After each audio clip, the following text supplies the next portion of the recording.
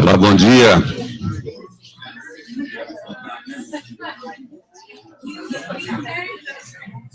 Bom dia. Sejam bem-vindos ao evento Criando Confiança na Comunicação. A palavra-chave aqui, portanto, é confiança. Uma palavra-chave para a vida. Ela vem do latim, de confidere, acreditar plenamente, com firmeza, e deriva de fides, fé. Há quem diga que a origem da palavra confiança pode ser também transformar fibra em fio. Remonta aos tempos em que fiar era tarefa difícil, executada em grupos que exigiam parceria e colaboração de cada parte. Confiança é bilateral, incondicional, fé cega de entrega irracional, mas não ingênua. Eu acredito que podemos ter as duas interpretações para a nossa reflexão hoje sobre a confiança na comunicação. Senhoras e senhores, sejam bem-vindos ao Diálogo Internacional IVE, Criando Confiança na Comunicação.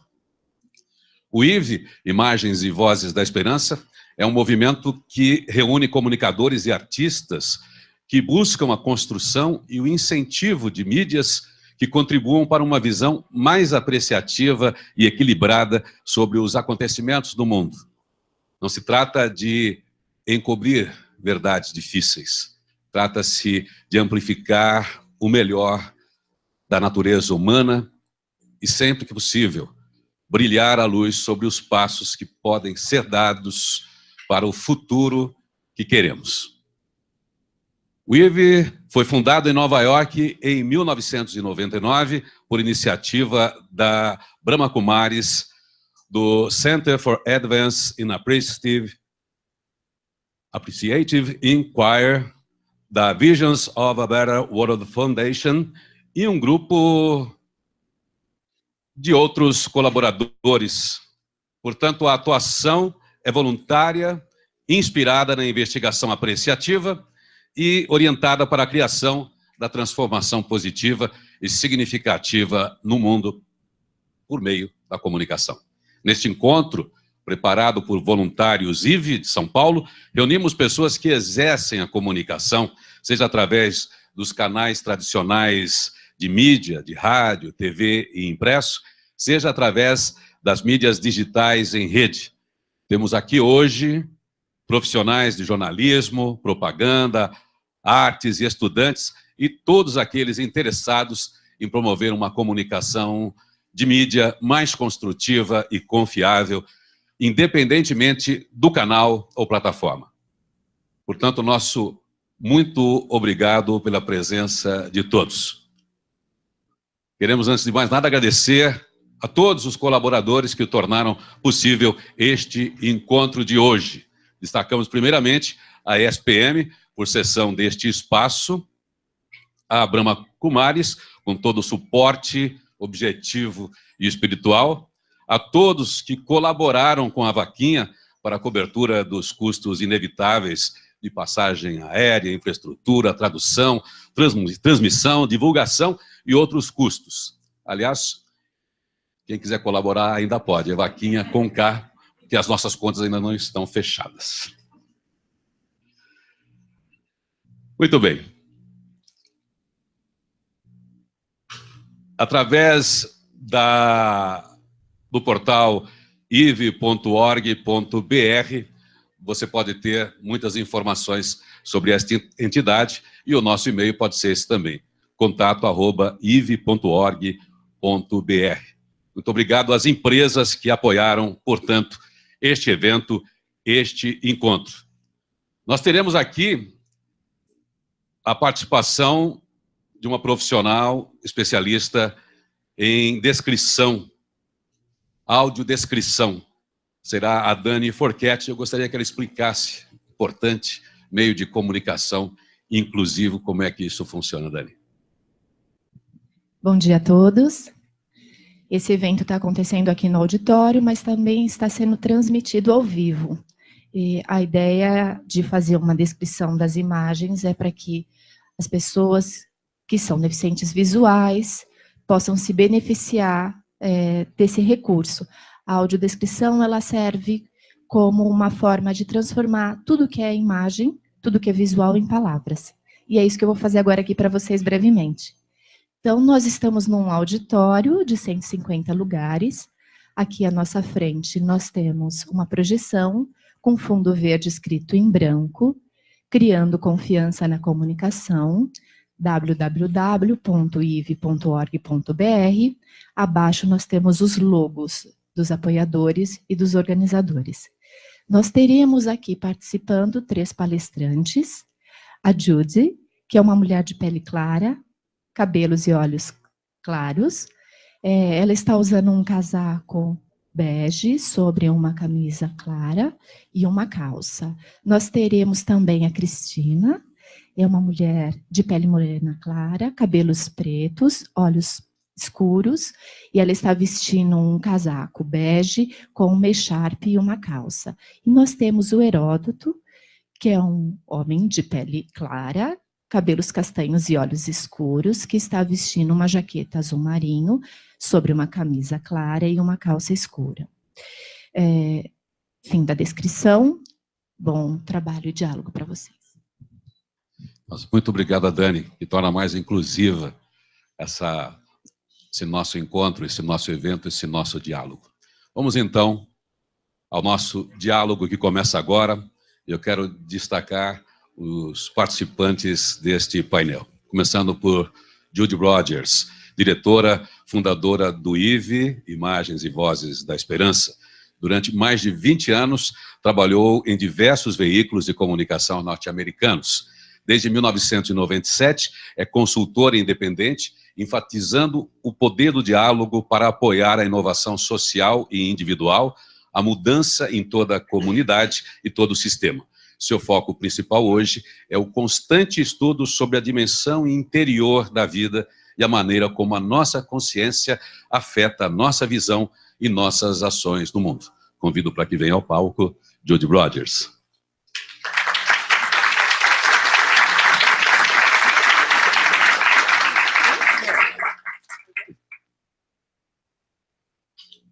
Heródoto Barbeiro, premiadíssimo jornalista e âncora de rádio e televisão, articulista em jornais, revistas, internet, conferencista, escritor, historiador e advogado.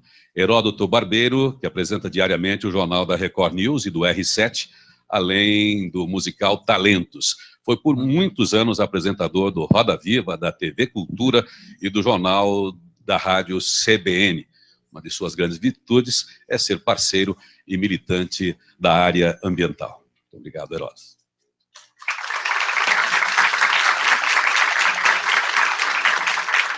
Representando o IVE Brasil como mediadora neste encontro, Cristina Carvalho Pinto, uma das maiores lideranças na criação de novas visões para marcas e para o universo da mídia, aliando o poder das ideias ao poder da consciência. Empresária, estrategista, comunicadora e, acima de tudo, revolucionária. Primeira mulher na América Latina a presidir um grande grupo multinacional, o grupo Young Rubicon, e fundou e preside o grupo Full Jazz de Comunicação.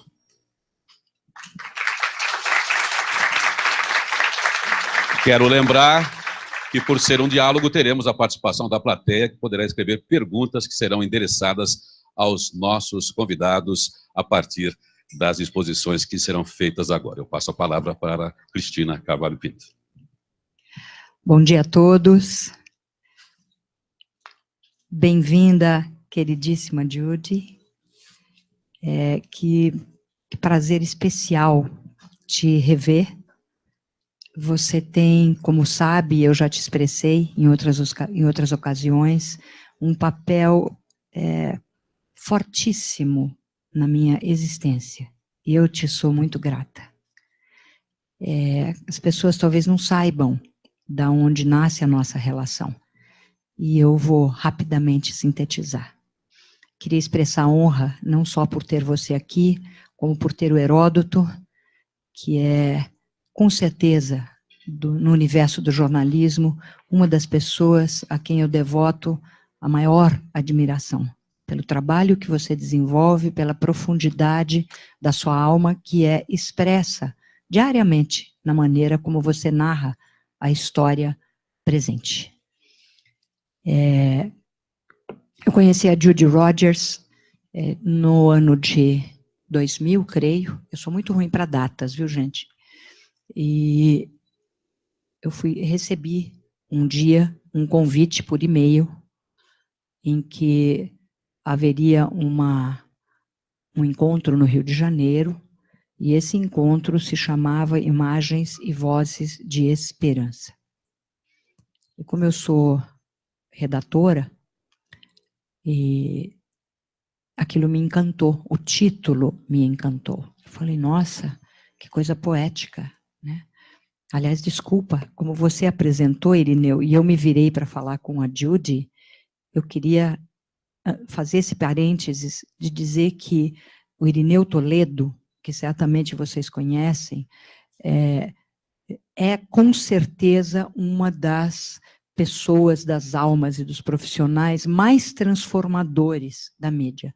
Irineu fez escolhas, né, como radialista poderoso, influente, ele fez escolhas na direção da transformação humana que são emocionantes. Então, eu também queria expressar a honra de você estar aqui e nos apresentando, e nos ajudando a conduzir o diálogo.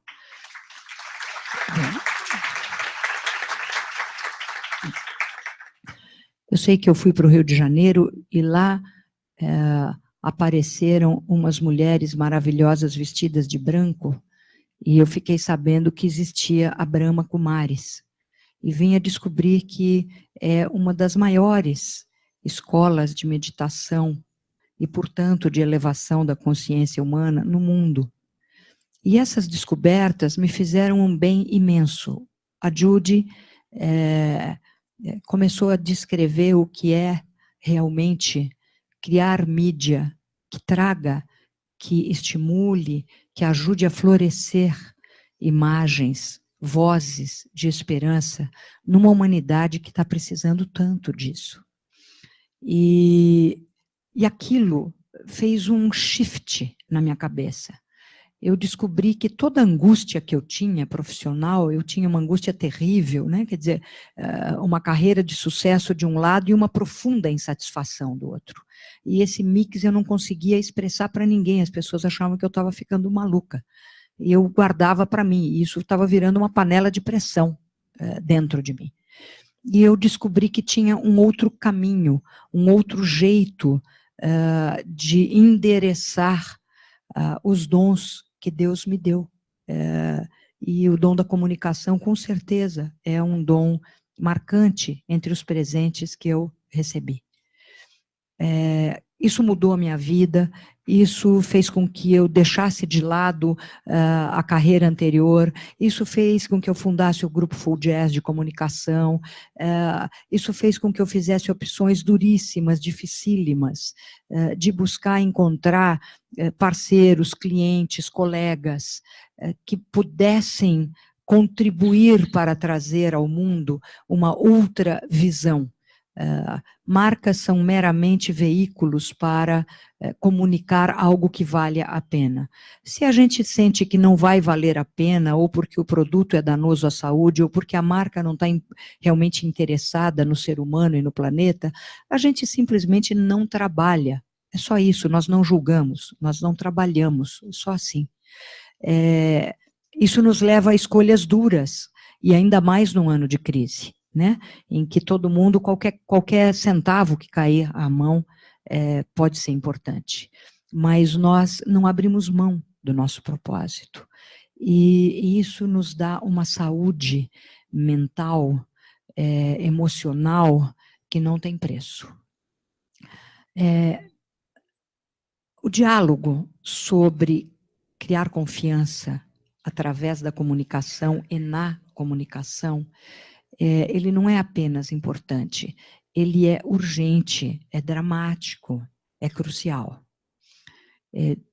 Nós estamos agora conversando, minutos atrás, a Judy, o Heródoto e eu, sobre o que significa, no mundo da comunicação, essa questão da confiança. O que é criar confiança no universo das comunicações? E eu comentei com eles duas coisas. Primeiro, que eu tenho estudado muito tendências, e não são tendências do setor de comunicações ou para o setor. Tudo que reflete em qualquer setor, na verdade, são as tendências do ser humano.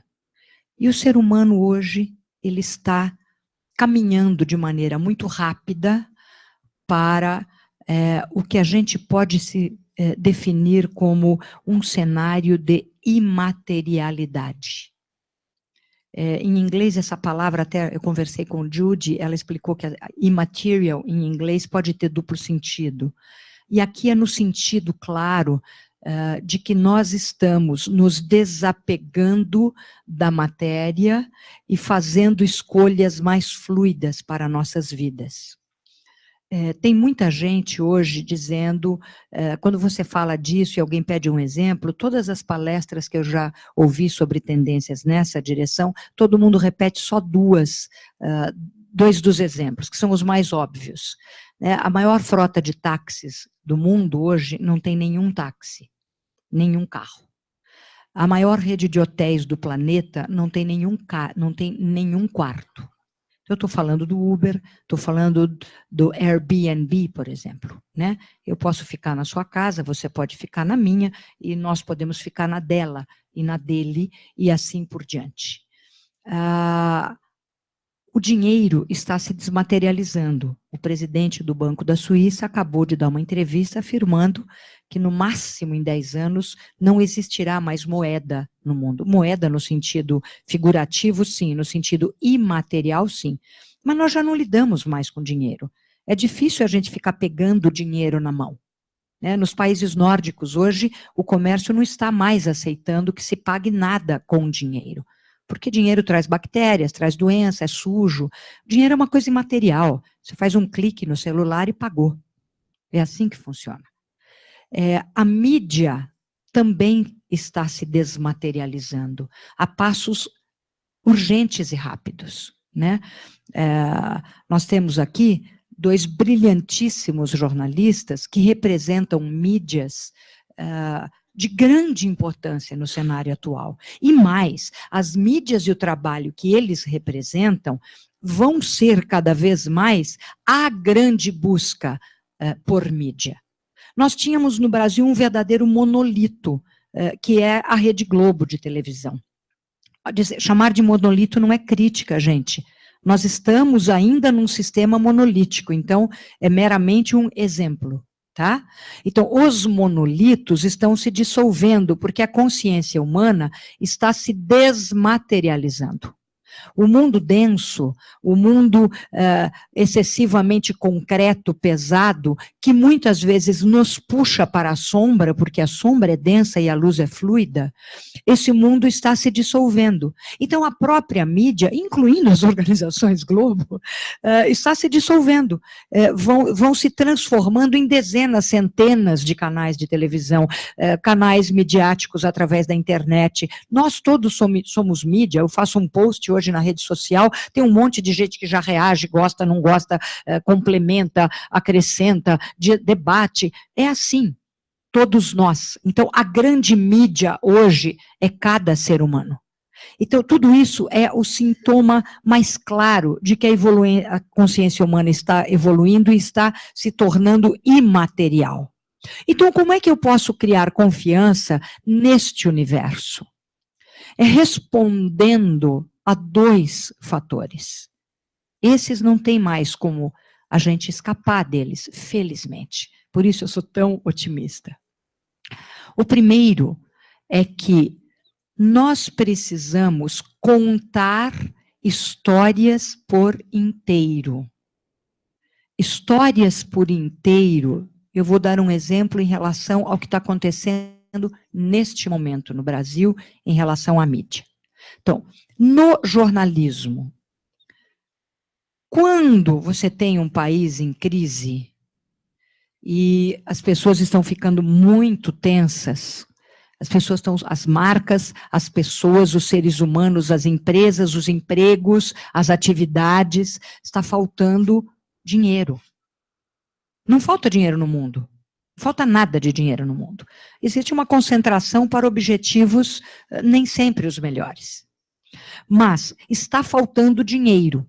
E como nós não aprendemos ainda a viver num mundo menos grudado no dinheiro, e nós estamos em transição para um outro modelo, que vai ser um outro modelo econômico muito mais colaborativo, muito mais co-criativo, mas nós ainda não estamos na vigência deste modelo. Ele está florescendo. No Brasil nós temos, já hoje, até uns anos atrás, já eram 125 cidades de transição. Talvez a Simone possa dizer hoje quantas cidades de transição nós temos. São cidades que estão vivendo, são comunidades que vivem fora da economia do petróleo, da economia fóssil.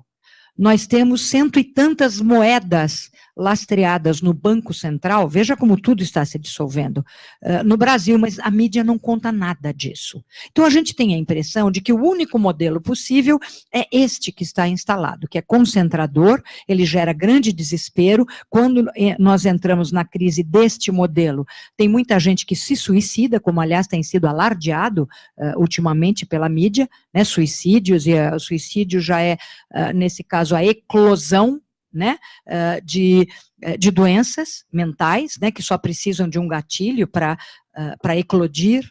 Então, o que está acontecendo? Num cenário como este, o que seria contar a história inteira?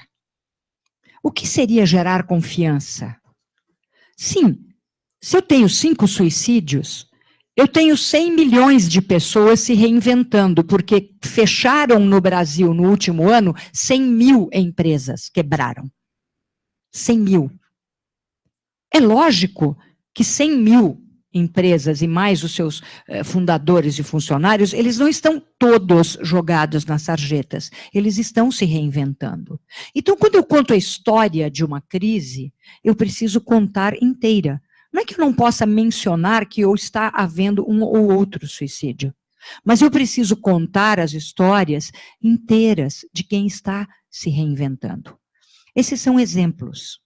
Dentro do mundo da desmaterialização, que é uma tendência irreversível do nosso planeta, dentro deste universo, o sintoma, o clamor maior, eu estou chegando de Nova York, de uma semana de mergulho dentro do universo das grandes tendências. E o que hoje o ser humano está clamando? E a nova geração já não é nem só clamor, é uma exigência. Isso é uma pesquisa feita no mundo inteiro. Bring me the magic back. Por favor, me traga a magia de volta. Me traga a delícia do viver. Me traga a possibilidade de ver em mim, através do todo, a possibilidade de florescer novamente, de usar o meu imaginário, de me encantar com aquilo que é belo, porque o belo continua aí. Essas tendências são irreversíveis. Se a mídia não responder a esse clamor, não só a mídia, e a mídia que somos todos nós, estará fazendo um desserviço à humanidade, como estará perdendo as audiências. É tão simples como isso. Isso vale para marcas que são sempre midiáticas, vale para tudo. Por isso eu só queria encerrar dizendo que nós estamos em pleno florescimento de uma nova era. Eu chamo isso de a era da sinceridade. Eu sou sincera quando eu permito que você me veja realmente por inteiro. Com as minhas luzes, com as minhas deficiências, aí nós podemos estabelecer uma relação. Se eu ocultar de você, talvez a parte maior de mim, nós não estabeleceremos jamais uma relação de confiança.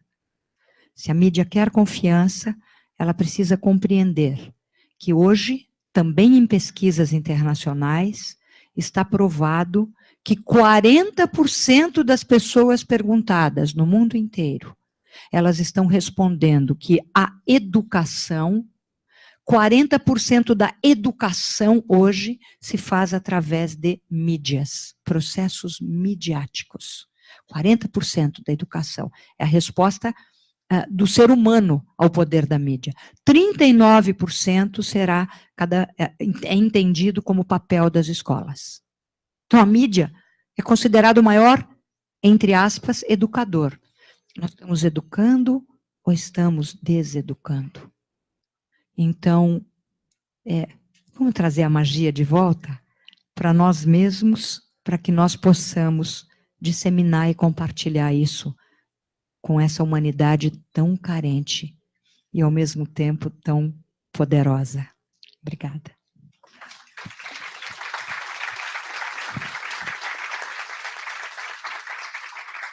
Eu passo a palavra para o Heródoto, né? Heródoto. Obrigado. Muito bom dia. Muito obrigado pelo convite, porque é uma honra estar aqui, sinceramente. Se vocês pegarem aí na banca do lado a revista super interessante, eu estou com uma delas aqui na minha bolsa, porque eu estou levando para o meu filho. A matéria de capa é um artigo sobre mindfulness.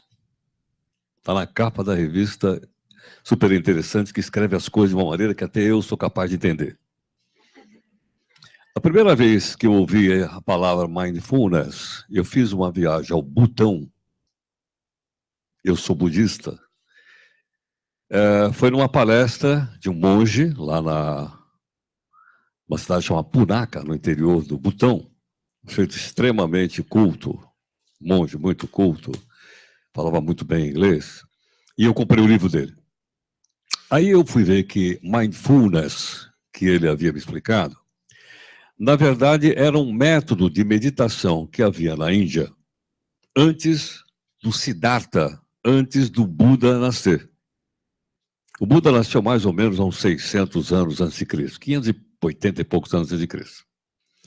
E foi usando a meditação mindfulness que o Buda se iluminou.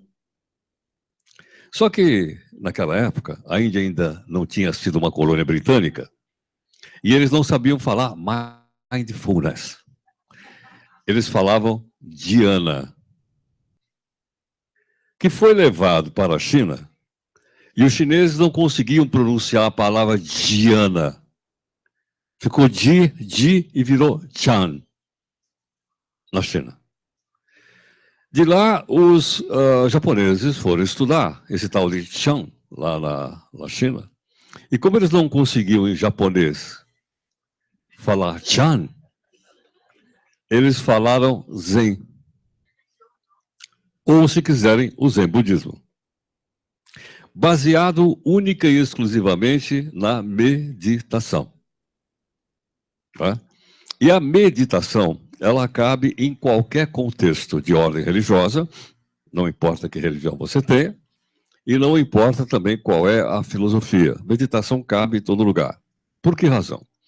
Porque, basicamente, a meditação, ela é uma maneira da gente acalmar a nossa mente. A nossa mente é terrível. Ela é danada. Ela nos prega peça a cada instante. Ela cria determinadas realidades que não existem. Eu olho para a cara de uma pessoa e a minha mente já julga imediatamente se ela é boa ou má, se ela é ruim ou não, que será que ela está escondendo e tudo mais.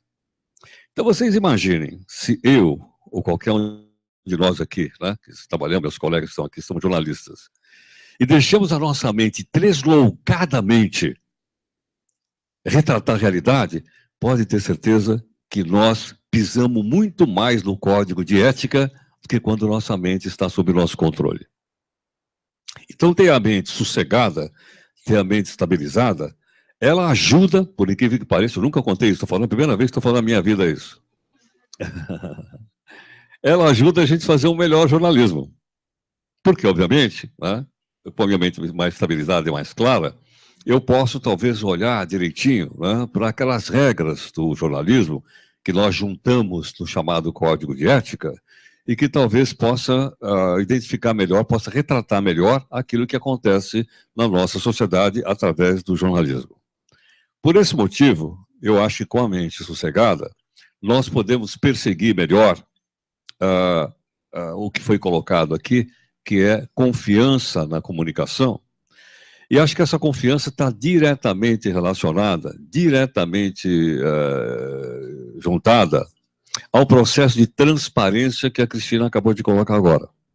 Ou seja, se a gente comunicar de maneira transparente, e ela não só se dá através da minha e da nossa, né, intenção de comunicar as coisas de maneira transparente, de maneiras éticas, mas nós temos a serviço de nós, como a Cristina lembrou agora há pouco, uma tecnologia que nunca existiu no passado, que é essa tecnologia que quebrou o monolito, como ela chamou, ou quebrou o monopólio, como eu chamo, né, e deu a oportunidade, cada um de nós, de cada ser humano, deixar de ser apenas receptor de mensagens de qualquer espécie, pode ser publicitária, pode ser jornalística, e me colocou na mão um pequeno aparelho que me transformou em emissor. Eu não sou mais receptor, eu sou receptor e emissor. E uma coisa extraordinária, eu converso com as pessoas para as quais eu emito qualquer coisa. Isso faz com que não só um cidadão qualquer possa transmitir informações, se ele souber transformar informação em notícia, e muitos de nós aqui sabemos, viramos jornalista mesmo sem nunca ter entrado numa escola de jornalismo. Eu entrei, porque eu não tinha outra alternativa que aprender lá.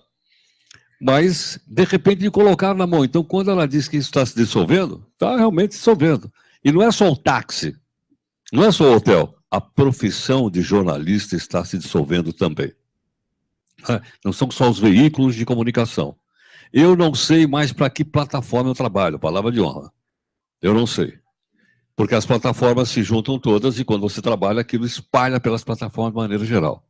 Ora, diante disso, dessa transparência, eu cheguei à conclusão de que essa foi, isso é polêmico, a maior quebra de paradigma desde o Gutenberg. Uma vez eu fui lá na cidadezinha do Gutenberg ver a prensa do Gutenberg, para ver se me inspirava alguma coisa.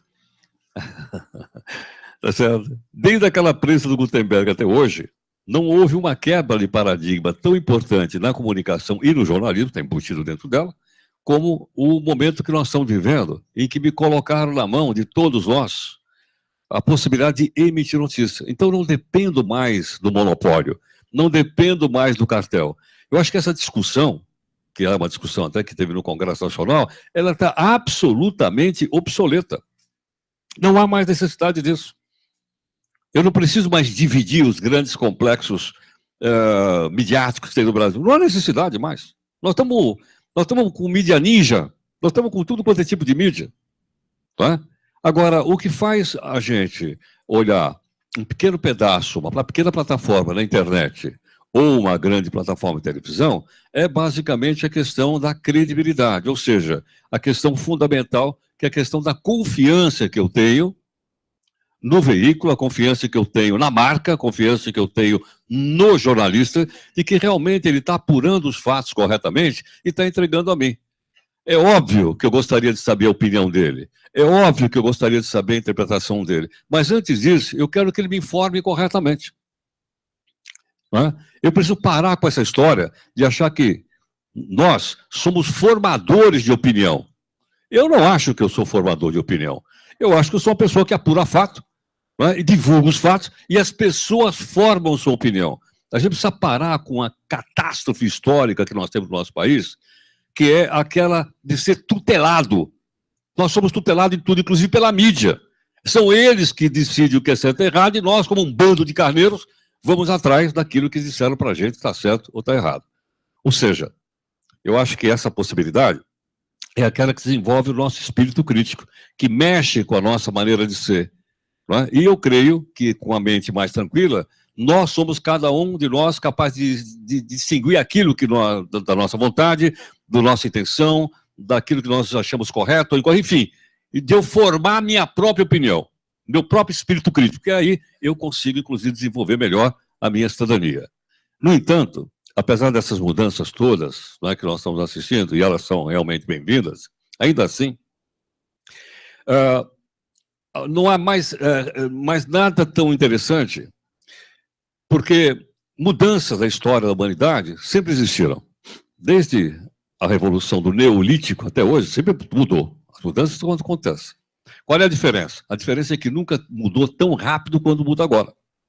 Mudou na Revolução Francesa, mudou na Revolução Industrial, mudou na Segunda Revolução Industrial, na Terceira.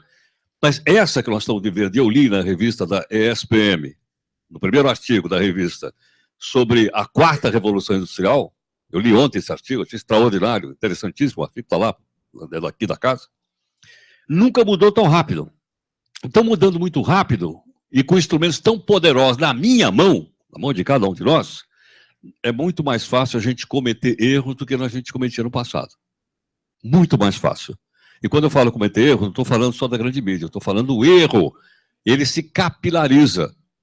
Vocês estão lembrados, só uma questão de um ano atrás, uma mulher no Guarujá, ela foi lapidada, né? Ela foi linchada publicamente numa favela do Guarujá, porque correu na mídia social que ela era feiticeira e que ela sequestrava a criança. Ela foi morta na porta da casa dela. E sabe o que essa mulher tinha debaixo do braço? Uma Bíblia. Portanto, era uma mulher religiosa. E ela morreu lá porque nós, como todos, divulgamos na mídia social com a velocidade que isso tem. Recentemente, vou dar um outro exemplo agora do outro lado, nós publicamos desesperadamente que um cidadão, presidente da Confederação Nacional da Indústria, que eu nem sei quem é, dizendo que estava propondo trabalhar 80 horas por semana. Falei, meu Deus, 80 horas por semana? Eu, quando era professor do cursinho, já cheguei a trabalhar 60 horas por semana, mas 80 eu nunca trabalhei. Será que isso é verdade? Mas eu não consigo pensar, será que isso é verdade? Porque eu sou atropelado, uma quantidade tão grande de pessoas que diz a mesma coisa, o chamado efeito manada, que eu vou junto. Aí, porque perigo você parar na frente do efeito manada é que você para, a banana passa por cima de você. Né? Mas eu digo, uma hora a gente tem que parar e dizer, espera um pouquinho, será que isso é verdade? E quando eu tenho a mente mais calma, a gente se pergunta, mas será que é verdade? Né? Aí logo depois que esse cidadão disse, ele falou. O que ele fez? Ele leu errado. Porque essas pessoas, você sabe que tem os ghostwriters. Certo ou não? Então, ele leu errado. Ele, em vez de ler 60, ele leu 80. Pô, aqui tem um estouro. E ninguém foi perguntar se o cara errou ou não errou. Bom, o que acontece? Logo depois, a Confederação Nacional da Indústria emitiu uma notinha dizendo, olha, ele errou. Ele não falou 80, falou 60. Pô, mas ainda assim, 60. Ele estava se referindo à França. Eu soube que na França se trabalhava 36 horas por semana. Aí liguei para uma pessoa que conhecia e falou, não são 36 horas, são 35. Eu falei, 35? Mas como é que pode chegar nas 60? Eu falei, é o seguinte, deixa eu te explicar. Então eu abaixei as orelhas para entender o que ele disse. Olha, na França é assim. A pessoa trabalha 8 horas por dia. Pode trabalhar até 4 horas extras por dia. Então ela pode trabalhar até 12 horas por dia. 4 são extras. Então se você multiplicar, né, isso por 6 dias, são 60 horas. E no Brasil? Bom, no Brasil, a Constituição diz que a gente pode trabalhar até 44. Só que você só pode trabalhar 2 extras por dia. Né? Então você não vai atingir as 60 horas. Mas nós não queremos saber isso. Qual é o highlight? O fulano falou que vamos trabalhar até 80 horas por semana. Né? E para a gente desconstruir uma coisa como essa, em busca da confiança, como foi dito agora há pouco, é um trabalho imenso, é um trabalho enorme. Então estou citando só um caso, né, que é a coisa mais simples, mais rudimentar, mais principiante do divulgar uma notícia ou uma informação, que é o quê? Será que esse fato realmente aconteceu? A gente está cansado de matar gente por aí que continua viva. É ou não é? E outros vivos que a gente ressuscita e o cara continua morto. Então é a coisa mais simples, mais tacanha que pode parecer. E, no entanto, eu não vou entrar em outros detalhes, porque não é o caso. Mas há outros inúmeros exemplos como esses, né, que mostram, portanto, volta àquela questão. Se eu tiver com a minha mente mais calma, se eu tiver com a minha mente sob controle, se eu tiver com o meu ego sob controle, e nós jornalistas temos um ego desgraçado, né? Às vezes eu penso que eu sou mais importante que a notícia, às vezes eu penso que eu sei mais que os entrevistados que aparecem à noite lá no telejornal, né? Então, como eu disse, rédea curta na mente. Obrigado. Jody.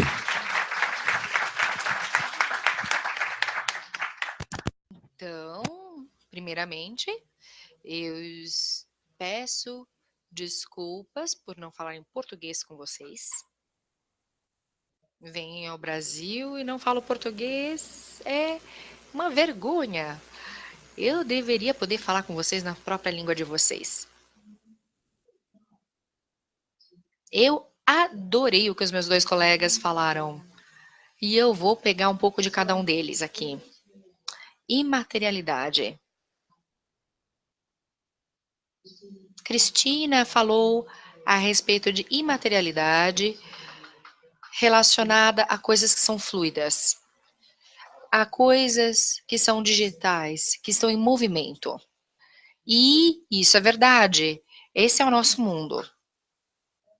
Mas há um outro tipo de imaterialidade que Heródoto, aliás, tocou no assunto. O Heródoto, perdão. É que algumas coisas são permanentes e outras não são permanentes.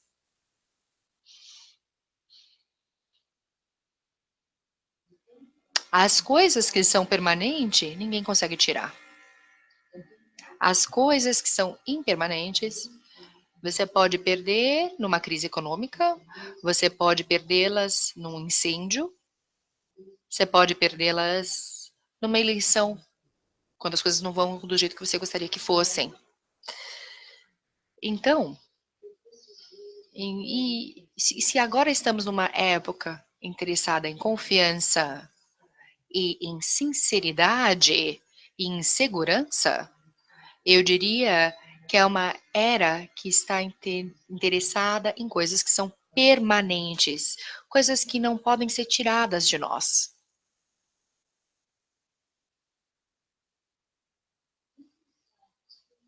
E isso me leva ao comentário que o Heródoto levantou, da mente estável, porque é isso que é necessário para você enxergar o que pode ser levado e o que não pode ser levado. Quantas pessoas aqui tem uma medita? Levanta a mão. Se você medita, por favor. Nossa! Uau, impressionante. Tá bom, vou fazer outra pergunta. Quantas pessoas aqui medita diariamente? Muito bom. Vocês deviam estar aqui na frente falando, então, a respeito do que é permanente e não permanente. Então, quando você tem o hábito diário de se sentar em silêncio, entrar em si e estabilizar a sua mente, daí você se torna um observador diferente. E numa época como a nossa, precisamos nos tornar observadores diferentes. De outra maneira, a gente não sabe o que está acontecendo. A gente está numa época volátil. Nos Estados Unidos, nunca tivemos uma pessoa como Donald Trump antes como candidato à presidência. Eu nem sei o que pensar a respeito dele, na verdade. Mas é verdade, isso em qualquer lugar. Tá todo mundo passando por experiências novas, coisas que a gente nunca achou que seria possível. Se você tem uma mente estável, significa que algo como isso acontece, o improvável acontece, e então você vira e diz: eles não têm nenhuma ideia.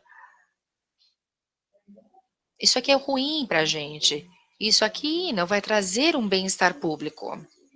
Mas se sua mente é tão volátil como o tempo, daí você aceita o novo normal. E quando isso acontece, tudo desce um pouco, cai um pouco. Quando a gente fala que a gente tem uma crise da confiança na mídia, significa que as pessoas não confiam no que está acontecendo no espaço público. E isso é um problema. Quando o pessoal que organizou esse evento e propôs esse título, eu continuei escrevendo. Peraí, isso aqui é um título para o evento? É certeza que esse é o título do evento, o nome do evento? Vocês querem dizer que a falta de confiança no mundo, que está acontecendo pela mídia, através da mídia, ou você está achando que é uma falta de confiança na média? Eu acho que eu mandei uns 5, 6 e-mails indo e voltando, tentando entender exatamente o que vocês queriam dizer com o título desse evento. Eu adoro a mídia. Eu adoro as pessoas que trabalham na mídia, porque o mundo precisa de uma nova e melhor história. E as pessoas pegam a sua história do mundo, principalmente do que eles veem na mídia, e o que eles ouvem na mídia, e o que eles leem na mídia. Então, o lugar mais provável para as pessoas começarem a ver as possibilidades para uma nova história é na mídia. Como a Cristina estava mostrando, falando dos 40% das pessoas que se sentem educadas pela mídia. Mas para a mídia realmente oferecer alguma coisa novo e realmente refrescante, a pessoa precisa de um ponto de vista estável. A mente precisa estar estável, olhar o que está acontecendo e notar o que é permanente e o que não é permanente.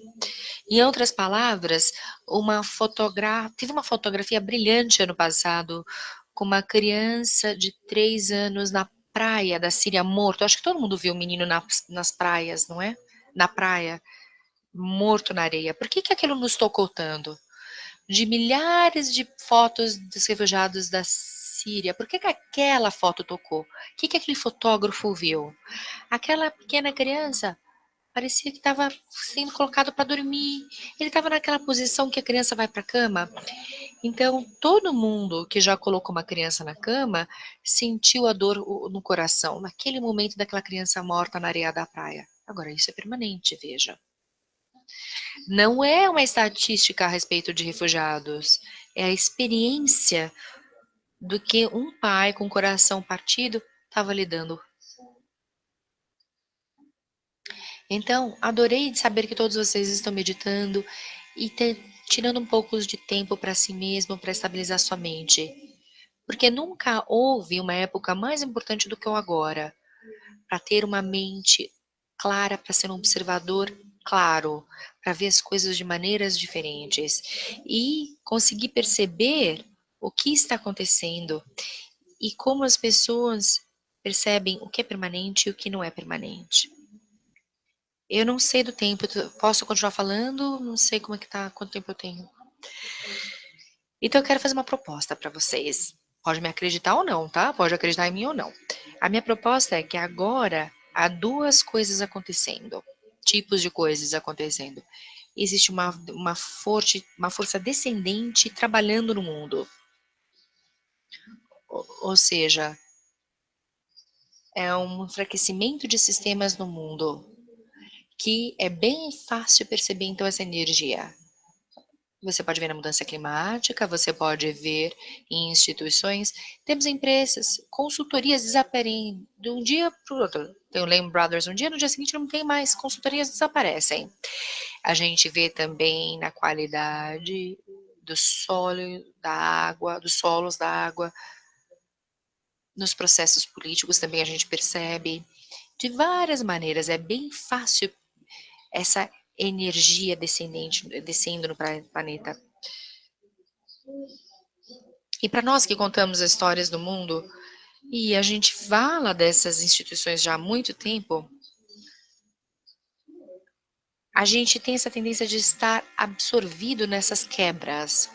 É como se você sabe quando você dirige e tem trânsito, porque todo mundo para ver o acidente, não é isso? Todo mundo sabe o que é um acidente, mas todo mundo passa mais devagar pelo acidente, não é assim? E dá esse trânsito. Todo mundo fala dessas quebras e daquelas acidentes. Mas tem uma outra energia que está acontecendo no mundo. E baseado na pesquisa que eu fiz, que vocês também conhecem isso. Existe uma energia que está acontecendo no mundo. Uma energia dissidente, uma energia construtiva, uma energia criativa. É uma energia que dá vida. É uma energia, não é fácil muito de ver. É muito mais sutil.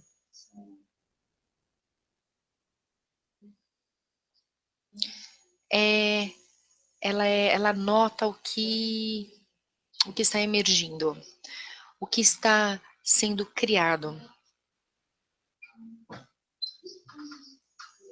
Agora, isso dá um desafio para quem quer fazer coisa boa no mundo, porque tem muita gente que quer fazer coisas boas no mundo, e muita delas tem o papel de fechar a boca com fita. Sabe a fita que cerra a boca? A gente precisa de mais gente com essa fita para cerrar a boca. E eles estão aqui nesse mundo se quebrando, tentando juntar as coisas. Apesar de dentro as coisas estarem apodrecendo. Eu diria que desse lado aqui, você tem pessoas que estão no mundo da invenção. Eles estão inventando novas maneiras de se fazer várias coisas. Mas eu aposto que essas pessoas vão ter menos frustrações. Porque esse processo de esmiuçar as coisas está apodrecendo. Olha a Fox Network nos Estados Unidos. Eu não sei se vocês conhecem a rede Fox americana. Roger Ailes, quando ele fala de abuso sexual de muitas mulheres e ele paga 20 milhões para uma mulher, para ela ficar quieta, para secar a boca dela com uma fita, agora vão tentar consertar a Fox News. Você entende o que eu quero dizer? Você precisa ficar no meio ali e se perguntar o que pertura. Porque é isso que as pessoas vão confiar. As pessoas sabem, dentro, no íntimo delas, quando elas podem confiar em alguma coisa. Quando elas olham a foto daquela criança na praia, aquilo não foi um ponto político. Aquilo foi o sofrimento dos refugiados. Foi isso que aquela foto transmitia. E eu acredito que tem muito a ver com a maneira de se criar a mídia. Temos uma agenda pessoal, um interesse pessoal. Tudo bem ter um interesse, um motivo, uma agenda pessoal. Falar, ok, eu estou aqui com os meus motivos, pessoal. O problema é quando você fala, quando eu estou com uma história neutra, mas escondido está o seu interesse. Então, primeiro você tem que ser claro, você tem um interesse ou não. Uma agenda por trás daquilo ou não. E você está pensando no bem do todo? Ou você está pensando no bem de longo prazo? Então, o bom da maioria das pessoas, da maior parte o bem da maior parte do produto das pessoas e a longo prazo. Eu vou para a Colômbia e ele me manda umas perguntas. E a pergunta era, por que você tem feito? Por que está vindo para cá? E essa jornalista me perguntava a respeito de profissionalismo. E ela me perguntou, se você tentar fazer a mídia numa época de mudança, você continua fazendo jornalismo profissional? A mídia vai mudar? Não importa. As pessoas estão sempre em mudança. Então você está vindo como um observador claro e você está propondo um futuro que vai estar baseado em coisas que são permanentes, que não podem ser levados e vai ser bom para a maioria das pessoas para o maior período de tempo possível. Para longo prazo. Quando você faz isso, as pessoas vão confiar, porque você vai ser digno de confiança. As pessoas confiam na gente quando a gente é digno de confiança. Então, eu vou parar por aqui, porque eu quero me assegurar que a gente tem tempo para ouvir outras pessoas, e depois eu volto a falar no final. Obrigada.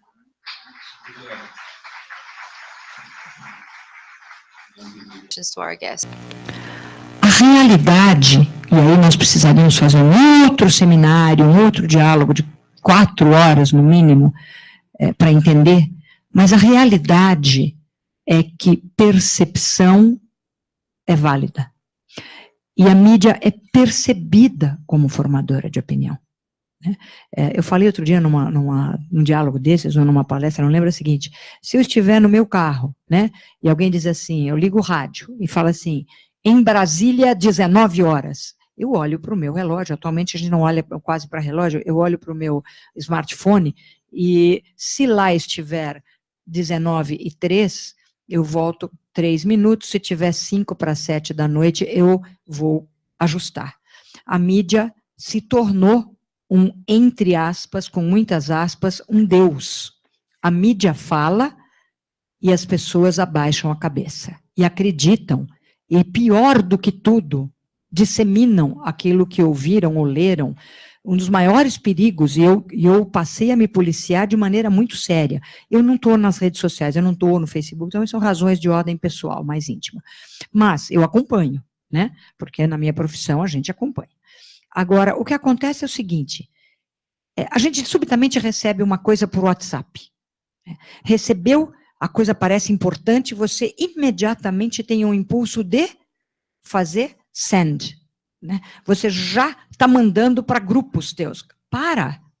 Calma. Da onde veio essa notícia? O quem disse que isso é verdade? Não, mas eu achei extremamente importante, desculpa. Pode ser importante, mas é verdade? Né? Ou é a fantasia de alguém, ou isso está respondendo a interesses ocultos. Mas você levantou uma coisa tão incrível que, já que a percepção é de que a mídia é um Deus da verdade, pior é de que ela educa, também muitas vezes entre aspas. Que tal, eu queria te dar uma sugestão, eu acho que você encontrou uma chave tão grande aí, que é assim, se alguém disser para mim que o que eu digo é soberano, eu vou dizer, o que eu responderia? E você responderia também. Diria, calma, o que eu estou dizendo não necessariamente é a verdade ou sequer tem relevância. Faça a sua interpretação, busque a sua opinião, construa a sua verdade. Que tal no final do jornal entrar esse lettering? O que este programa acaba de exibir é apenas a nossa opinião. Não necessariamente é a verdade absoluta. A verdade nascerá da sua própria busca e da sua própria geração de consciência sobre os fatos. Não passam todos os letterings? Que tal passar esse em letras garrafais e bem calmo?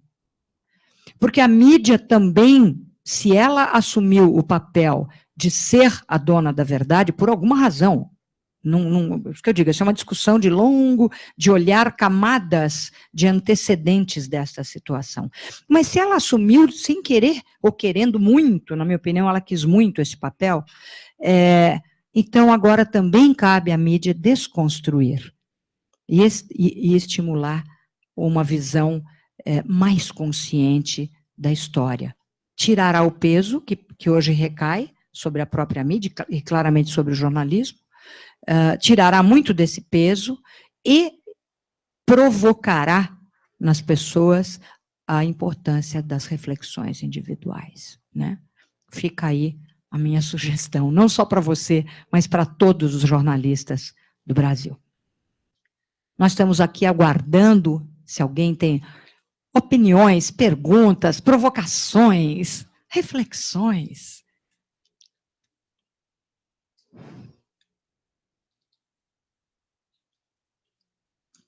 Parece que a Vans está trazendo alguma coisa, Vans?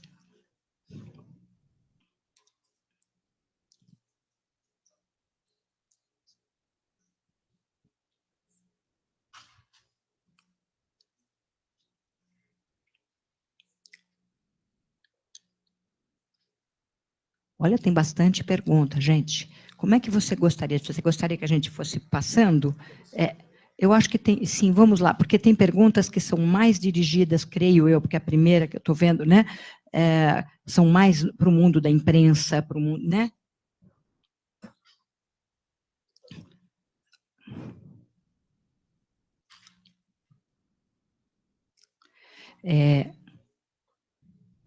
Esse aqui é para a Judy. Então, Judy, tem uma pergunta para você, eu vou lê-la, e tem outra claramente para... Posso dar uma olhada aqui em geral? Porque daí a gente vai distribuindo já, assim eu não fico interrompendo a todo momento. O que você acha da ideia? Né? Então, essa pergunta aqui, que é para Judy, a gente podia começar com ela. O que você acha? Quer começar por essa? Uma das perguntas que chega aqui. Judy, considerando a crise nas redações, falta de dinheiro e falta de tempo, qual seria a melhor maneira de transmitir a importância dessa mudança e como formar jornalistas com mentes mais estáveis em maior escala.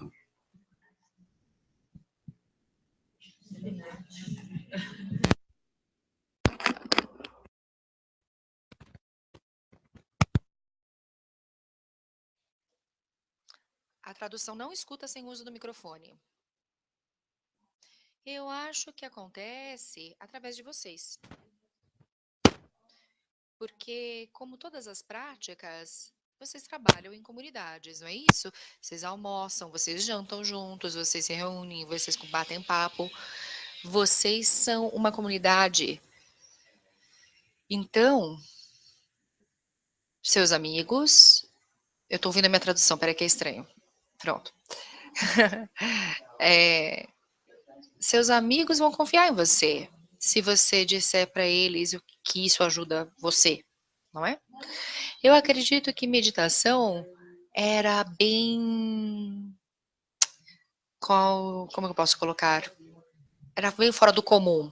Ninguém falava muito disso publicamente. Mesmo se você meditasse, você não comentava isso abertamente. Era uma coisa assim meio no armário. Mas agora o Fórum Mundial Econômico já fala disso há anos, já está sendo vendido em sessões.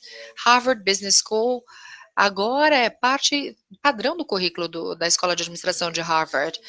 O hospital também está usando como tratamento. Wisdom 2.0, já está no ano 8 ou 9, já é isso, ou seja, não é mais uma prática marginal, por assim dizer. Está no mainstream, está no comum, está sendo entendido que se a gente vai aparecer no mundo, principalmente se a gente vem para o mundo como observador, a gente precisa ter clareza. E eu acho, então, é você a resposta. Eu faço o que eu posso. Eu passo já há 17 anos viajando, conversando com pessoas como vocês e falando exatamente isso. Temos uma oportunidade agora, com imagens e vozes de esperança. Temos duas modalidades, dois métodos. Um é força baseada em diálogo. Só o diálogo com base em força, perdão. Isso significa que você pergunta a respeito de coisas que trazem vida. O segundo é reflexão. E a gente considera a reflexão ser absolutamente fundamental. Não precisa ser uma prática específica. Você não precisa, por exemplo, ser budista ou brahmacumari ou católico. Mas você precisa ter um comprometimento de parar e pensar na qualidade de sua própria mente. Eu posso fazer isso com a minha rede, você pode fazer com a sua rede, mas eu acredito que seja uma questão de conversar com aqueles com que a gente gosta. E falar, olha, isso aqui é super útil, você também deveria fazer isso. Eu acho que é simples assim, viu? There's a question here, can I answer? I have a question here that is much about... Tenho notado uma mudança no discurso utilizado nas propagandas, mais voltado para a autoaceitação e libertação. Um lado meu fica feliz, mas outro lado fica com o pé atrás. Será uma tentativa de usar de um discurso apenas para vender mais? Ou é legítimo mesmo assim, por incitar virtudes? Essa pergunta fez parte do famoso shift na minha atuação profissional. Houve um momento que eu achei que o papel da propaganda era justamente levar e estimular benefícios ao ser humano e à comunidade. Ponto. Parava aí.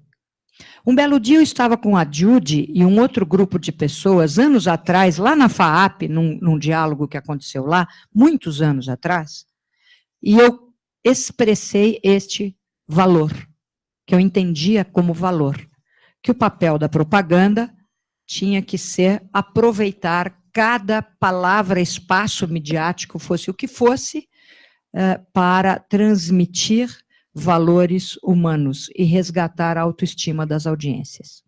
Levanta a mão naquele momento um colega nosso que é argentino, mas morou muito tempo no Brasil e fala muito bem português, é um publicitário, e neste momento ele está encabeçando um movimento maravilhoso chamado 1% para a Paz. Procurem a Simone, está muito envolvida, Simone Ramonulu, essa grande mulher, está muito envolvida com este movimento. Ele está nascendo, é um movimento importantíssimo, que vai estimular corporações e empresas no mundo inteiro a destinar 1% das suas verbas, do seu faturamento, para projetos que de qualquer maneira ou por qualquer vertente estimulem a paz. Tá? Bom, então, isso é coisa muito nova. Mas lá atrás, o Jorge Caracavallo estava na audiência deste debate, a Judy estava lá, e eu expressei, então, esta opinião. O Jorge Caracavallo levantou a mão e falou assim, com licença, então eu tenho uma pergunta aqui. Então, se você acha que usar de espaços publicitários para disseminar virtudes, então amanhã, se você for fazer uma propaganda da Coca-Cola, Coca-Cola é amor? Eu fiquei sem resposta, eu estava na mesa de debate, eu falei, olha, essa sua pergunta vai mudar a minha vida. E mudou. Assim como o encontro, aquela pergunta, ela, só para vocês terem uma ideia, ela me fez rever de tal maneira o que eu entendia como ética na minha profissão, porque eu sempre procurei fazer da minha profissão mensagens de elevação. Sempre. Mas eu nunca tinha parado para estudar fórmulas, porque a gente não sabia. Agora, isso é novo, né, gente? Quer dizer, a gente não parava para perguntar o que tem de química dentro da garrafa. Se cada um de nós examinar e falar assim, há quanto tempo a gente vem... A consciência está em evolução. Né? A gente falava, é gostoso, é divertido e é refrescante. Na nossa ignorância, a gente não imaginava que pudesse ser também perverso. Essa era uma pergunta que a criança inocente não faz. E nós todos somos crianças inocentes até um certo momento, até um certo ponto, e continuamos sendo sobre muitos outros aspectos, Então, aquela pergunta, eu falei, agora eu vou estudar. Tudo o que eu faço, eu preciso estudar. Entendeu? Aí eu, por exemplo, fui estudar Coca-Cola.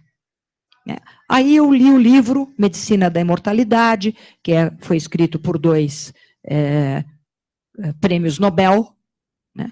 E eles, o tema central, por exemplo, é a questão da acidez no sangue. O nosso sangue como é que é o contrário do ácido, gente? É alcalino, o sangue humano é alcalino. Né? E manter a alcalinidade do sangue é crucial para a imunidade. É crucial para evitar que você fique vulnerável a doenças gravíssimas. Ora, a Coca-Cola é o líquido mais ácido do planeta Terra. Não há nada mais ácido do que a Coca-Cola. Então, claro que não é amor. Ora, não só eu parei de beber, como lá em casa ninguém compra, mas percebe, alguém tem que fazer entendeu? Fala, espera um pouquinho, o que você está fazendo? Você está contribuindo, sim, para uma situação ainda pior. Parei com tudo aquilo. Assim como eu não gosto, quando eu vejo instituições financeiras falarem mansamente. Porque elas não são mansas. Quando eu entrei no banco para pedir dinheiro, eu vi que não tinha ninguém com aquela voz maravilhosa que um Heródoto e um Irineu têm. Ninguém estava com aquele tom, contando uma linda história para eu dormir. Não tinha aquilo. Então, eu acho que nós precisamos, sim, tomar muito cuidado. Entender a quem nós servimos. A quem você serve. Cuidado. Eu queria aqui passar uma pergunta para o Heródoto, e a gente sabe, o Heródoto está no veículo monolítico ainda, ele tem um horário lá, daqui a pouco ele não vai poder ficar com a gente, então eu queria passar para o Heródoto algumas perguntas, lembrando já que vai ser impossível responder todas as perguntas que chegaram, devido ao tempo, mas nós vamos encaminhar e posteriormente encaminharemos as respostas. Heródoto, orienta em como estimular outras pessoas para a busca de uma mente mais tranquila nesse século acelerado e com muitos estímulos. E uma outra também, vivemos um momento de quebra de paradigma, como você disse, de monopólio, etc., sem igual desde Gutenberg. É possível dizer que parte disso também se deve às novas relações de gênero dos últimos tempos? Bom, na minha opinião é o seguinte, na medida que, alguém já falou isso aí, não fui eu, né? Que você tem mudanças da infraestrutura, as superestruturas também se alteram, né? Depois elas se interagem. Então, obviamente, que nós estamos assistindo a uma mudança na infraestrutura, sem dúvida alguma, provocada pela tecnologia. Isso mexe com a economia, com a sociedade, com a filosofia, com a maneira da gente ser, da gente viver por aí afora.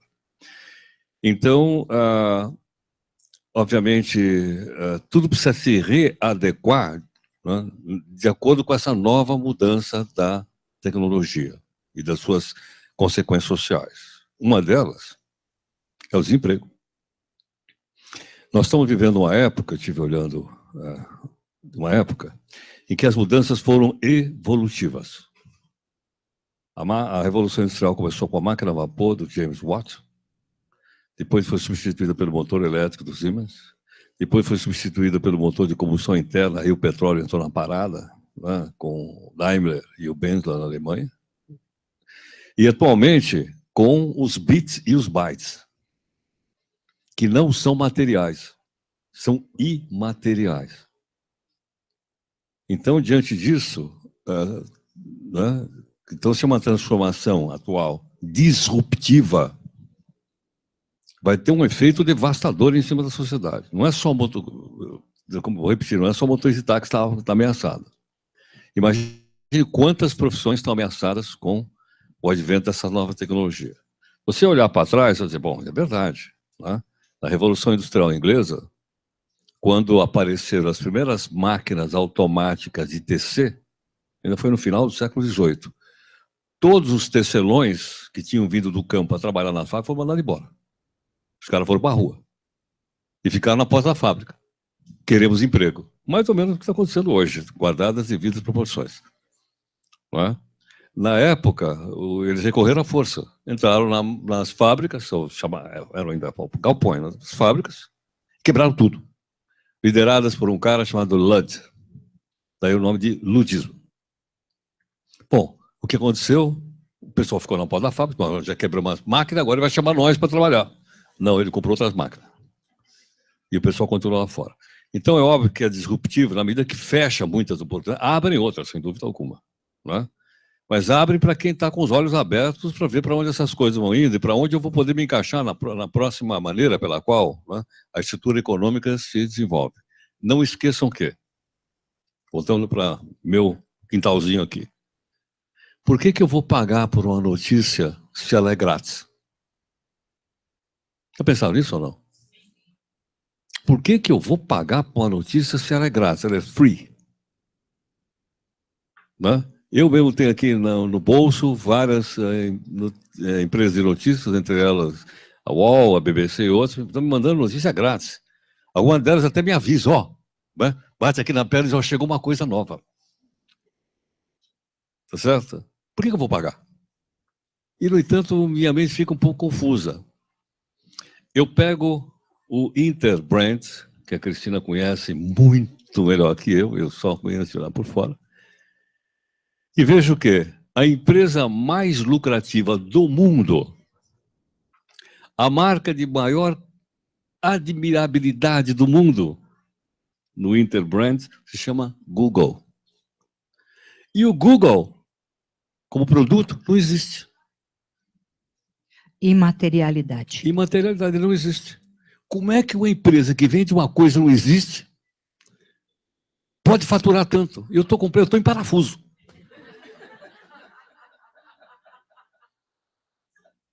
Não é? Eu entrei em stall. Me agarrei na mão de um cara chamado Chris Anderson.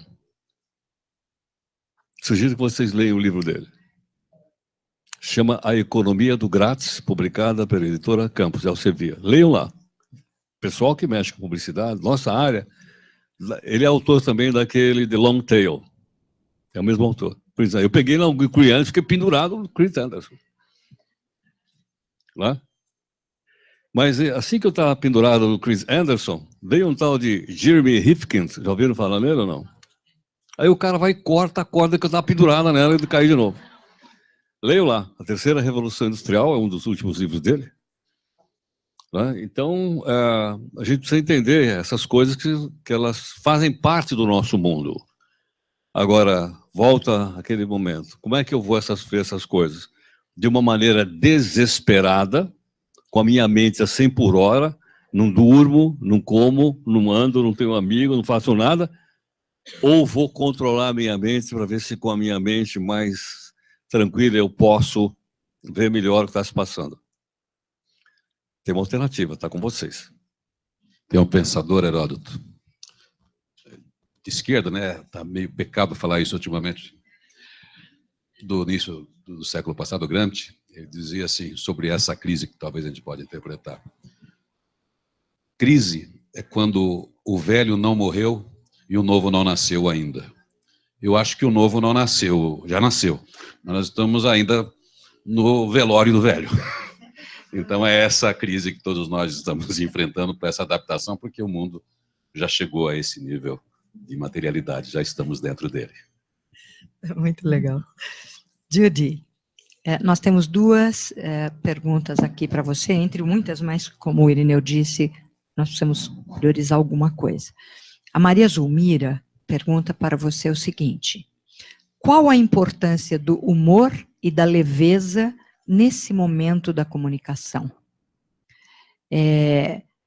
Pergunta por conta dos resultados obtidos com a comunicação sobre aquecimento global, que fez com que as pessoas se sentissem culpadas pelo aquecimento global e acuadas, e, portanto, não agiram para mudar comportamento. A forma, não é? Como as notícias foram passadas. Tudo é forma, né, gente? A respeito de um programa americano que ele chamava MacGyver. Conhecem MacGyver, sim ou não? Conhecem? MacGyver, sim. Vocês chamam de MacGyver. Ele fala MacGyver, mas o programa é MacGyver. De qualquer maneira, ele falou, o que você notou alguma coisa a respeito do MacGyver? Ele tem um companheiro e eles estão sempre nas aventuras juntos e viajam juntos. Aí eles vão num celeiro cheio de palha seca. E no cantinho, alguém acendeu um fósforo. E o companheiro vira e fala, nossa, MacGyver, o que você vai fazer? Acabou, chegamos ao fim. Mas olha, o MacGyver sempre ficava muito leve nas situações. Ele sempre falava, interessante. E era a luz que permitia ao MacGyver a resolver problemas impossíveis. E nos Estados Unidos, a gente tem esse negócio chamado The Daily Show. Alguém conhece um programa americano chamado The Daily Show? Com Jon Stewart? Ele é um apresentador muito famoso nos Estados Unidos. Ele vem do entretenimento, era comédia. O programa de comédia, o programa dele. Mas quando ele fez uma pesquisa, quais eram os consumidores americanos para quem eles confiavam para a notícia? O Jon Stewart, no Daily Show. Porque eles acreditavam que o Jon falava a verdade. Então, quem fez essa pergunta? A resposta é sim. Sim. O humor, aqueles que sabem fazer bem humor, aqueles que são espertos, inteligentes, aqueles comediantes que sabem como usar humor, eles têm uma vantagem muito grande no mundo das notícias. Porque quando a gente está mais leve, a gente se abre. Quando a gente está triste, não. Muito do que a gente está falando hoje é baseado nessa ascensão que cresceu muito rapidamente em 20 anos, chamado psicologia positiva. Muita gente conhece esse campo. Em essência, a psicologia positiva diz que quando a gente está num estado emocional positivo, ou seja, quando a gente está em leveza, quando a gente está com alegria, quando a gente está com gratidão, quando a gente está com apreciação, quando a gente está com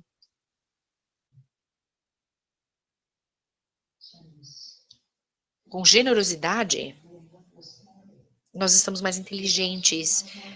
Na verdade, a gente tem mais ideias circulando aqui e a gente age nessa, é chamado de um repertório de pensamento e ação. Quando você está no estado de medo, com raiva, ansioso ou triste, a gente encolhe, a gente tem menos ideias e a gente age com menos ideias, num repositório com mais escasso de ideias. Então, a maneira mais tradicional para a gente movimentar as pessoas, a gente as aterroriza. A gente conta coisas horrendas que estão para acontecer, e quando a gente faz isso, a pessoa se encolhe, e elas perdem a capacidade de agir. Agir exatamente aquilo que você quer que ela haja. Então, eu achei a sua pergunta absolutamente brilhante, porque traz o universo de pesquisa de respostas, mas em essência, se a gente consegue manter a leveza, enquanto elas estão trabalhando em grandes questões, as chances de conseguir soluções é muito maior. E eu posso falar mais a respeito disso depois, mas em essência essa é a minha resposta. There's another question for you, dear.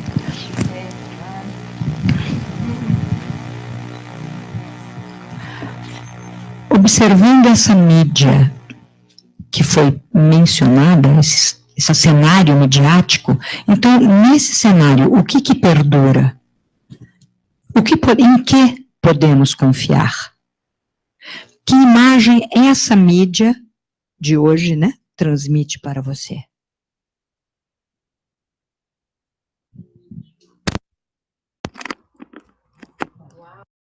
O que a gente pode confiar no tempo?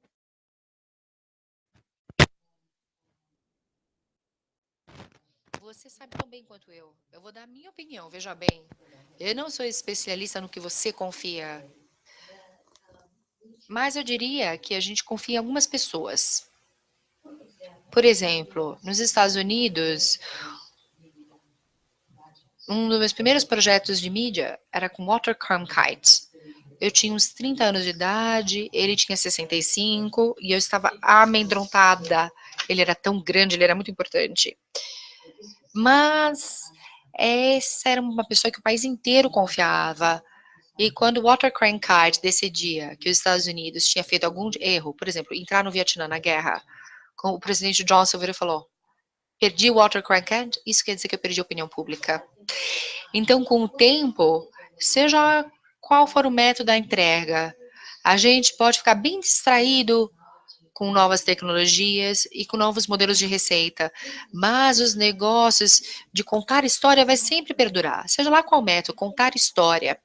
E a gente acaba confiando em algumas vozes. E eu diria que não é necessariamente uma pessoa. Por exemplo, no TED a gente tem diferentes pessoas, mas com os TED Talks você tem um curador muito bom, que é o Chris Anderson. Você falou do TED Talks, não falou? Então é exatamente isso. Cristina também diria a mesma coisa a respeito de brands. Se alguém é confiável, com brands, com marcas, a mesma coisa. Se você confia, você continua confiando.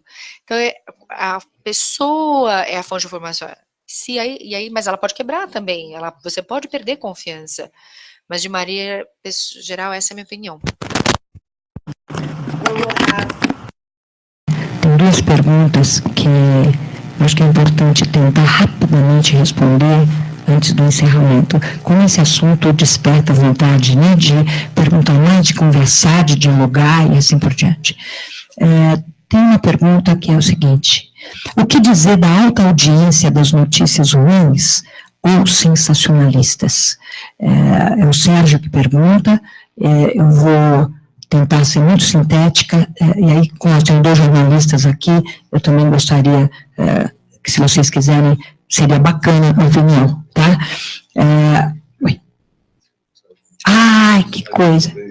Tá bom, querido. Então, fique à vontade. Você já responder? De repente, acho que é bacana, porque depois eu posso até passar também para o e-mail para a gente dar uma opinião, mas tem uma que é essa, né? O que dizer da alta audiência das notícias ruins ou sensacionalistas? Bom, eu li em algum lugar que a gente gosta das coisas sensacionais. Não sei onde foi que eu li isso. Ah, sim, é no livro que eu estou escrevendo.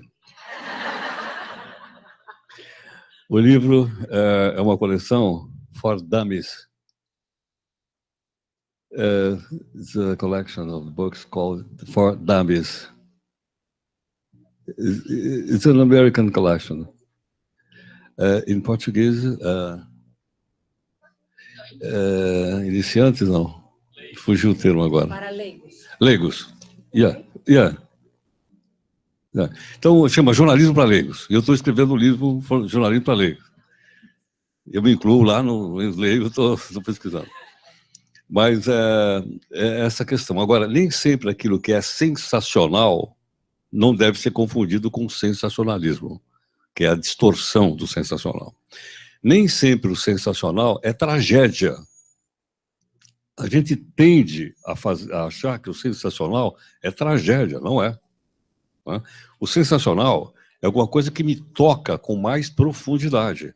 Pode ser coisas boas, que eu espero que sejam, ou pode ser coisas ruins. Eu acho que, às vezes, nós, jornalistas todos, pesamos muito a mão no sensacional ruim, porque queremos provocar uma emoção maior nas pessoas, talvez para aumentar a audiência, talvez para vender mais jornal, etc. Mas vocês sabem que essas plataformas estão naufragando. A plataforma de tinta e papel, há muito tempo que eu percebo que ela está desaparecendo. Né? As TVs abertas estão encolhendo com a sua audiência. As TVs fechadas também estão encolhendo com suas audiências. Agora, pergunte para a Cristina, para onde está indo a publicidade que mantém tudo isso funcionando? Veja o faturamento das empresas. Na minha modesta opinião, que não entendo nada de publicidade, sou fã da Cristina, mas está aqui como jornalista e preocupado com a profissão, me parece que 3 coisas vão sobreviver aí. Uma, coisas sensacionais. Por exemplo, uma competição esportiva é sensacional. Pode ganhar o Corinthians, aí é mais sensacional ainda. Porque eu não vou querer assistir a reprise disso, eu vou querer ver ao vivo. A segunda, quando ocorre um acontecimento importante. Por exemplo, eu estava trabalhando com meus colegas quando ocorreu o ataque contra Nice, no dia 14 de julho. E a terceira são os noticiários. Fora isso, acho que todo o resto vai ser on demand, salvo engano. Vai ser on demand. Então, eu quero ver o Faustão na hora que eu quero ver o Faustão. E não no domingo à noite, na hora que chega a pizza na minha casa, estraga a pizza, eu fico lá vendo o Faustão. Em suma, então, eu diria que essas transformações todas, elas estão bastante ativas. E o que é mais interessante, se você olha, a gente identifica de onde nós partimos, mas não dá para saber onde nós vamos chegar. Por que razão? Porque, dada a velocidade acelerada do processo histórico que nós estamos vivendo, a gente percebe que uma coisa supera a outra, uma coisa supera a outra, uma coisa supera a outra. Nós mesmos, anteontem, demos a notícia que o cidadão desembarcou no aeroporto de Singapura e foi levado por um táxi para o centro da cidade. No caminho, ele descobriu o seguinte: não tinha motorista no táxi. E que não tinha pedais e não tinha direção. Em suma, está em Singapura, está funcionando. Aí esse cara concluiu o seguinte: pô, isso aqui não é um carro. Isso aqui é um computador sobre rodas. Imagine, um computador sobre rodas que está me levando do aeroporto para o centro da cidade e vai me oferecendo os hotéis, vai me oferecendo os locais de lazer, os shoppings, sei lá o quê. Quando eu chegar lá no hotel, eu já gastei todo o meu dinheiro. Porque, como ela disse, só com o meu celular eu vou comprando as coisas que eles vão colocando na minha, em suma. É um processo histórico bastante acelerado, como eu disse, mas é uma rara oportunidade que a geração, especialmente vocês, tem para viver esse processo e cavalgá-lo, e não permitir que ele nos atropele. Eu queria pedir licença, infelizmente eu tenho que sair. Eu agradeço mais uma vez a gentileza do convite. Obrigado.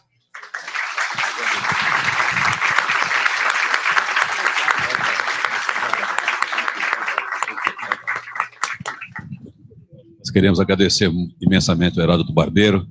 Muito obrigado por sua colaboração. Eu volto com a Cristina para a gente finalizar o diálogo. Obrigada. Encerrando, só complementando a resposta do Heródoto, essa questão de o que dizer da alta audiência das notícias ruins ou sensacionalistas, nesse universo que a Judy tão bem colocou, de que existe uma energia descendo e uma energia ascendendo, já os gregos diziam, e muito antes dos gregos, na Índia já se dizia, os gregos a gente entende com mais facilidade pela proximidade que nós temos com a cultura. O mundo de Eros e Thanatos,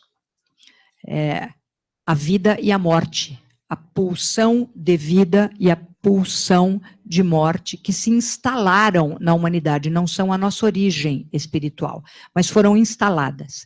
Então, essa pulsão, ela desperta curiosidade, muita curiosidade.